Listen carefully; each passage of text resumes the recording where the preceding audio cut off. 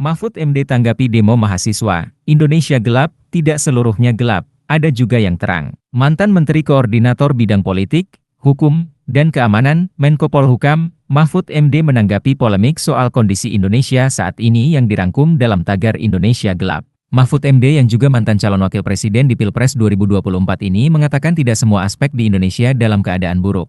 Meskipun, kata dia, ada juga kebijakan yang tetap perlu dikritisi. Tidak seluruhnya gelap, banyak juga yang terang dan yang terang itu tidak perlu dihambur-hamburkan atau diproteskan, ujar Mahfud MD ketika ditanya pers di UGM, Yogyakarta, Kamis, 20 Februari 2025. Mahfud MD mencontohkan program makanan bergizi gratis sebagai kebijakan yang baik dan tidak perlu diperdebatkan. Kata dia program tersebut merupakan langkah positif dari pemerintah. Di sisi lain, Mahfud juga menyoroti pentingnya efisiensi dalam pengelolaan negara. Ia mengingatkan bahwa sejak era Orde Baru, masyarakat sudah mengeluhkan ketidakefisienan birokrasi dan kebijakan. Oleh karena itu, jika saat ini pemerintah mendorong efisiensi, hal itu harus dihormati. Siapa yang bilang efisiensi itu jelek? Sejak zaman Orde Baru kita marah karena negara tidak efisien. Dulu, inefisiensinya menurut Pak Sumitro itu 30%.